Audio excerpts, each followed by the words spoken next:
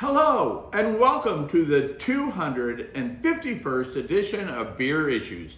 My name is Matt Bruckert. I'm coming to you live here from Casa de Bruckert, with another outstanding beer. Today, from our local brewery, Oviedo Brewing Company, we're going to be having the Naughty Nicholai. Okay, as you can see, there's kind of like the Santa hands with the bones holding the this fine beer. And it is Oviedo Brewing Company. Great artwork they always do on their beer. So let's go ahead and waste no time and let's talk about this beer. Okay, so this is a local beer, so you don't get a ton of ratings on it, but the ratings that we're getting are very, very impressive, and I'll have to agree with them, to be honest with you. The ratings on this on Untappd are coming in at a 4.03 out of 5, which we talked about Untappd and how the rating, if you're getting a rating over 4 on Untappd, it's gold, okay? And this, I'm gonna have to agree, is gold. So let's just talk a little bit about the beer. Okay, first of all, you're gonna see beautiful dark brown to black color with an off-white head. Typical for, this is a Russian Imperial Stout, just so you know. We're gonna talk about what a Russian Imperial Stout means. But the beer, you know, like a regular stout will usually clock in 4 or 5%, you know, somewhere around that range. Imperial stouts, on the other hand, will come in over 10%, or, you know, 10% and above. This one happens to be at a 10.5 or 10.2, 10.2. So let's go ahead and talk about this and talk about what Russian Imperial Stout is. The Russian Imperial Stout you'd think would come from Russia, right? No. The Russian Imperial Stout was originally made in England, and it was called an extra stout. And they used to ship it to the Baltic countries, and it became a favorite of Catherine the Great and Peter the Great. So thus it became the Russian Imperial Stout. And it was originally the English extra stout. Regardless, it's a fantastic beer. And I like regular stouts and I love Imperial Stouts, especially when you're having cooler weather. I went for a long walk today outside, and for Florida, it was extremely cold, but nothing makes me happier than coming home after a day of being outside walking and working in the yard a little bit than having a nice stout, Imperial Stout, to warm me up.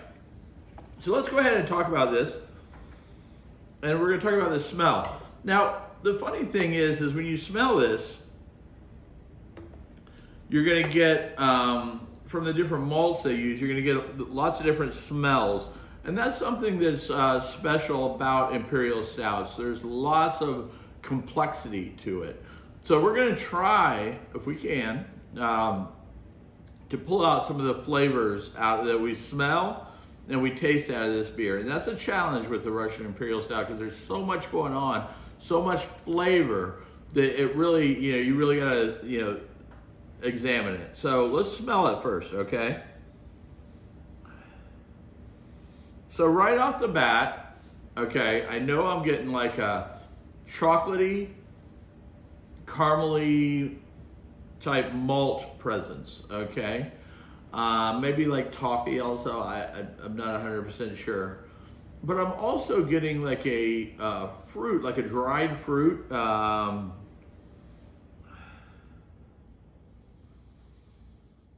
There's definitely like a fruit sweetness type in there. And I say dried fruits because usually that, when you're talking about stouts, you know, the Imperial Stouts in particular, they'll have, you know, like dried fruits like raisins, that kind of flavor, fig, you know, kind of something like that, that you will get the smell of the beer. Obviously, it's not made with that. It's just one of the flavors that you derive from the beer. But it's definitely got a nice chocolatey caramely kind of thing going on. So now this isn't my first time having this beer. I mean, obviously we know this is a local beer.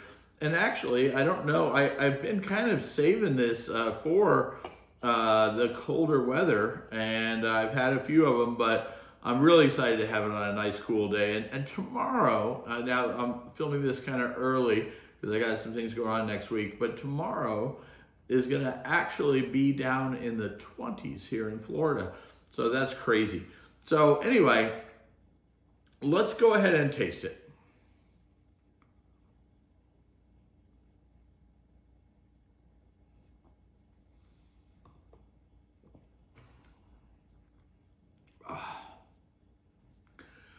It's just as delicious as I remember it. I'm getting that chocolatey caramely. I'm getting the coffee.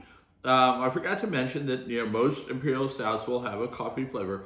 This has a nice coffee flavor, not overpowering, because you're still getting the chocolatey, malty flavor in there. And I can definitely pick up on that, like dried fruit, like I was talking about. The coffee is a nice coffee flavor without overpowering it. Sometimes with an Imperial Stout, the coffee will kill out all the other flavors, but at Oviedo Brewing Company, they know what they're doing when it comes to making a nice stout like this, and it's very balanced as far as the flavors go.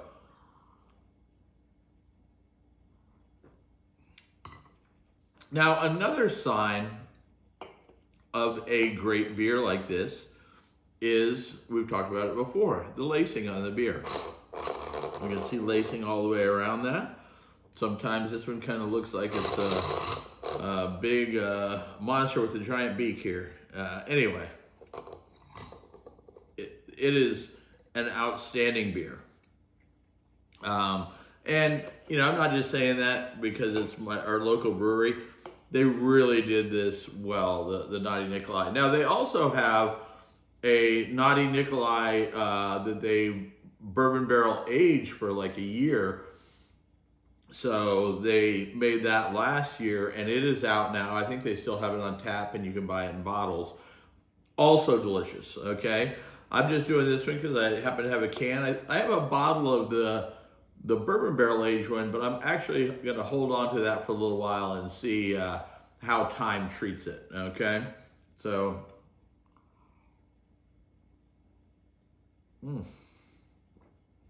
oh, just absolutely outstanding. And it is in this beautiful Oviedo Brewing Company glass to go with this beautiful Oviedo Brewing Company beer. So we got proper glassware, and that's special. So, if you get a chance, if you're in the Oviedo area, make sure you stop by Oviedo Brewing Company. They make great beer, great people, they got great food also. So if you want to go have a nice meal, they're excellent. They have a Sunday brunch. There's a lot of things they've got going on, but make sure you check them out. Now, if you've enjoyed this, make sure you tell your friends about beer issues and how much fun we're having talking about great beer and drinking great beer. If you want any cool Beer Issues gear, make sure you go to shop.beerissues.com. And as my wife likes to say, I have beer issues.